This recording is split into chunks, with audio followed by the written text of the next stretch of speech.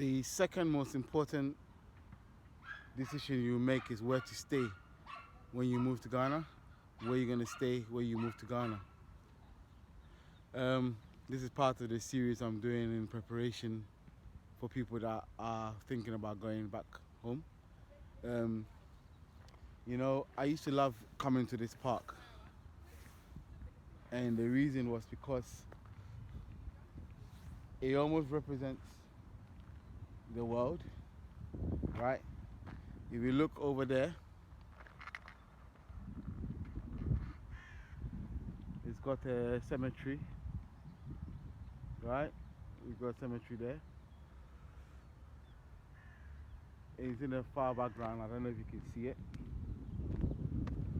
Just over there. Ranges from there all the way down, and it looks like they're making some new, for fresh newbies coming up soon. Over there. All the people that had their dreams and that didn't follow were waiting. They're waiting for a nice spot for you. And then as you look along, you can see there's a playground over there. People sitting there just relaxing, just over there as well. Nice playground there, people walking around. Some sad couples over there. And it kind of shows what this world is all about. And I just wanted to talk about accommodation in terms of when you're going by the accommodation that you obviously I think the top one is your income, but let's just I'll address that later. So the second one, obviously you thought about an exit strategy. The next one is accommodation. It's very difficult to kind of plan ahead of time, you know. Some of the mistakes that I'm sure we've all done is someone will call you and say Asasibi how. Then what you do is you just calculate it in your currency, abroad currency, and you think, you know what, I can save a couple over a few months, and then you buy it, not knowing where you are. You obviously you know by Google location, but you don't really know how the people are, how it is, the area where you're standing now. In Ghana, it seems to be, well, I suppose the whole world, location is the key, and it depends on what age you are and what you're prepared to do. If you're going and you've planned everything, as in you have your money there, you're never going to work again, or you're not too, you want to escape the pressures of slavery, then yeah, I suppose you can think about going to kind of, or I'm trying to say if you want to live the rural life, that's a different scenario, right? So basically you're going there, you want to just live peace of mind, it's a rural life. I think if you're going to do that, the key thing to think about is, why don't you go to your village? Everyone's from a village, everyone's from somewhere they come from. Now, the downside of traveling is, and the thing about living abroad is, even when you win, you lose, right? So you became the richest person ever, but you lose your family, you lose your connection with your cousins, your aunties. When I say lose it, you might know them, but hello, you might lose them. You might kind of know where they are, but you lose the day-to-day kind of interaction, them getting to know you, getting to know them, you having not grown up with them or not living there for a while.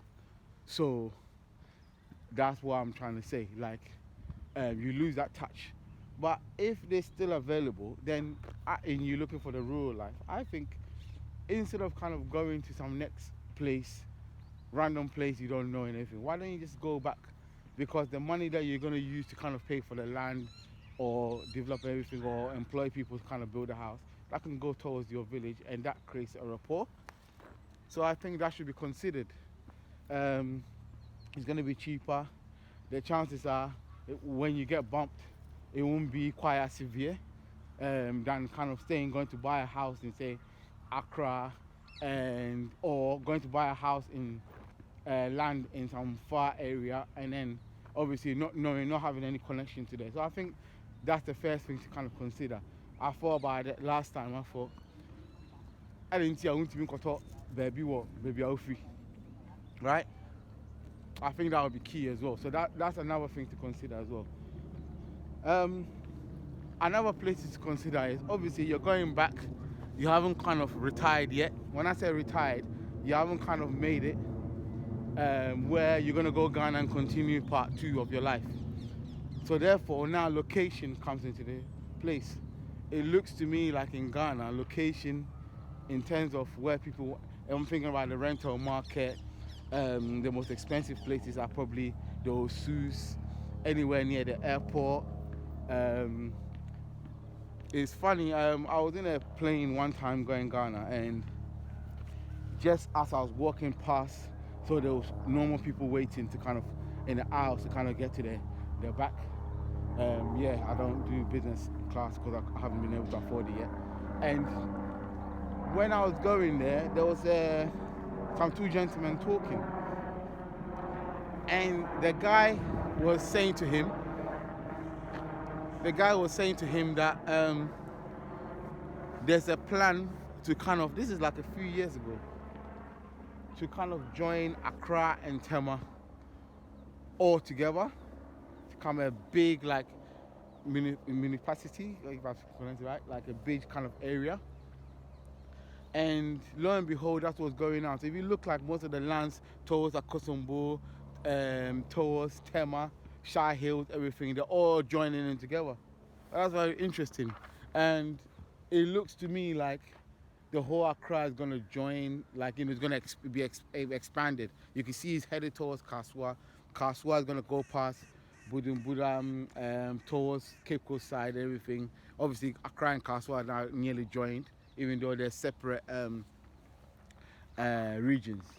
So, you know, it looks like if you're kind of looking to kind of do business and you want to kind of head towards the capital, which is Accra, which means that you also need to consider where you buy, right? So if you look into it, it's going to cost you a bit more.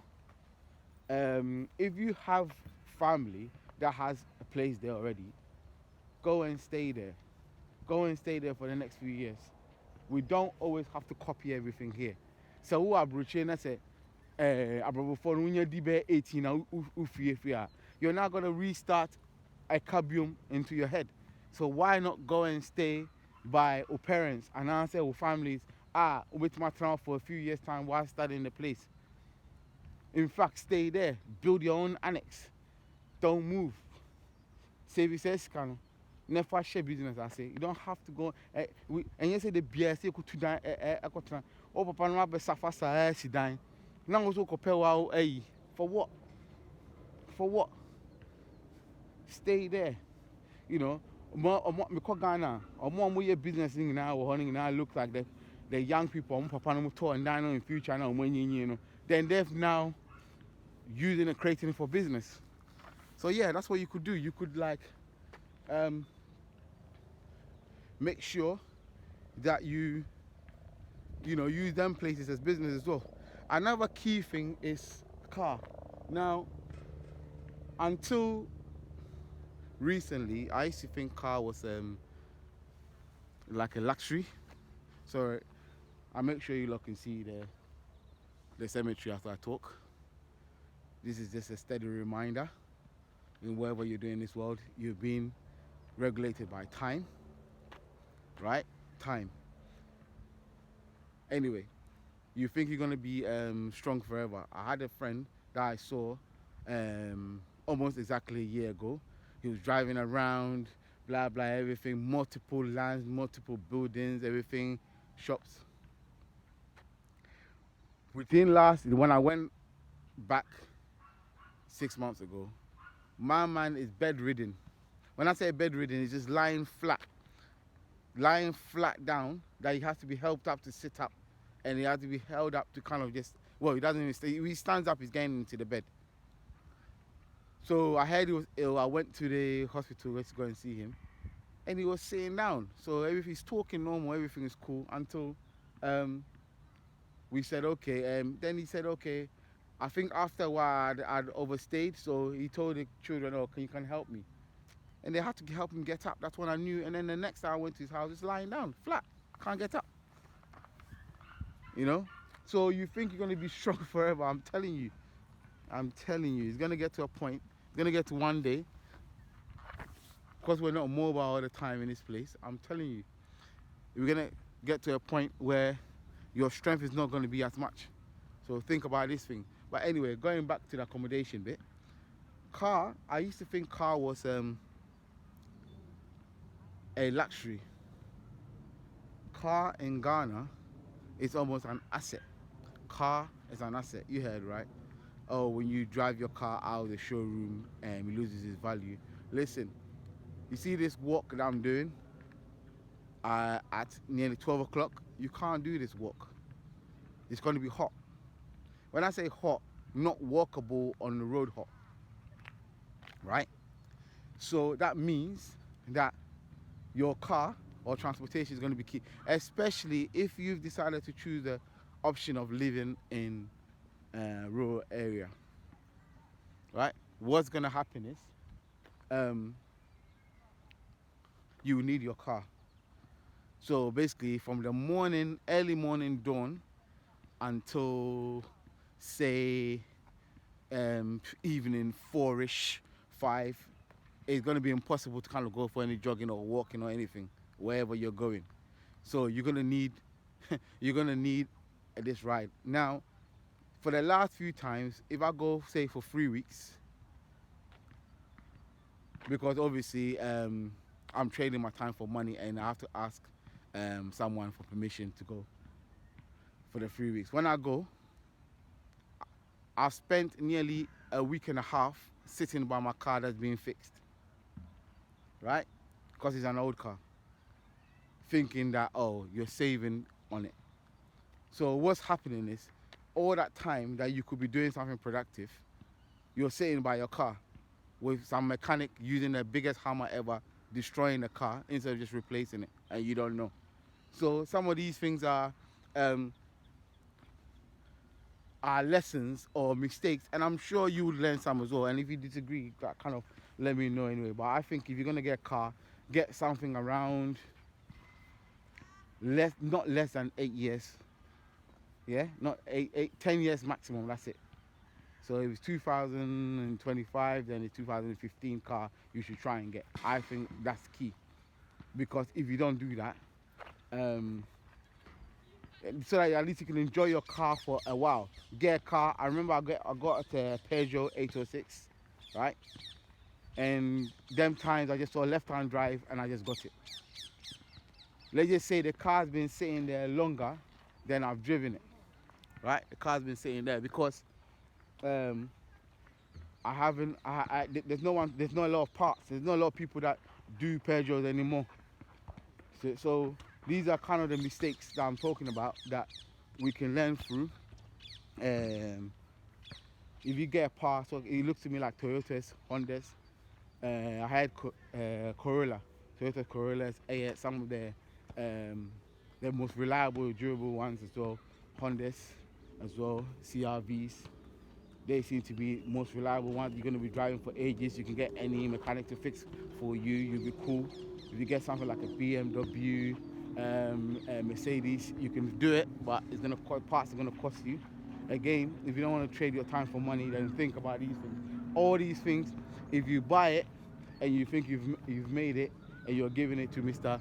BMW, he doesn't care. But all that's happening is that you're going to have to trade longer before you have your free time.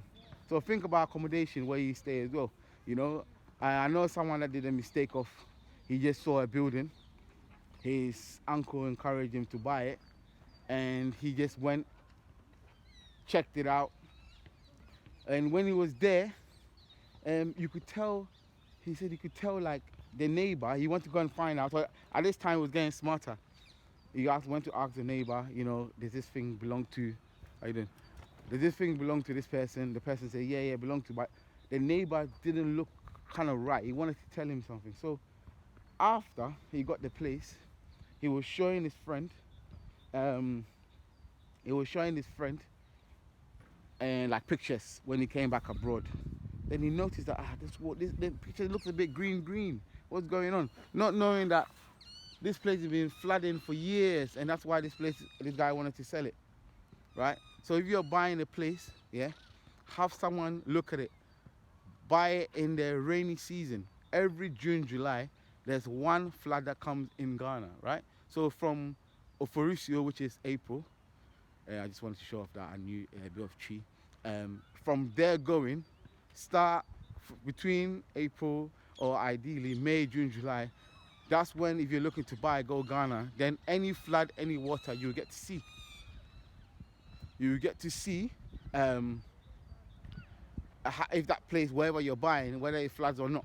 Else, if you buy now, which is like February time, what's gonna happen is you're gonna buy it, you look dry, then you find out the hard way, understand? So these things you gotta plan towards it as well. And with land, what I found is wherever something seems to be too good to be true, it always is. I remember in Wager, I was asking my dad, I go, hold on, we're in Accra. Why is this place available still? Wow, the whole place looks choked. And he said to me, oh, there used to be an earthquake there. I never knew. No, you just saw land, you know. So it's quite tempting when you hear about land, just buying it. I've got someone that's got a place as well that whenever the neighborhood, you see the building, you wouldn't know what kind of neighborhood it is until you live there. You're looking for peace and quiet, you live in a neighborhood where there's bare noise. Or you're looking for noise, you live in a neighborhood where it's very, very quiet. So all these things, you have to have a feel for it. You have to go around, see what it's like, you know, see what the area is like, see what kind of living you do, how it will fit into your lifestyle as well. So that's what I wanted to mention about accommodation as well. That's one of the key things. The master topic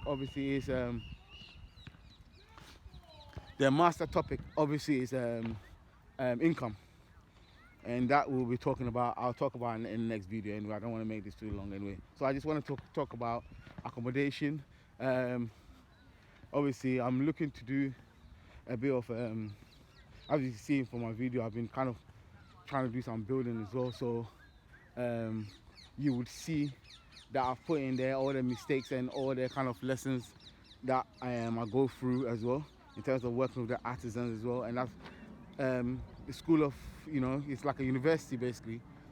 Go Africa is like a university, and you will quickly learn and find out anyway. But yeah, if you can learn these things through people that have been going there regularly, try and see, you know, don't just see anything, just see a bunch of land and everything. In Rome, and in Rome, no matter what I do, I can never remember where it is. Met me the sat nav, met me the WhatsApp location, blah blah. By the time this phone gets lost, the next time I go back, I can't find it. Then I have to go around begging someone to come and look for it again. So yeah, be smart, you know. All these things contribute towards wasting time in this country or wherever you are anyway. All right, that's just wanted to share my views. All right, take care.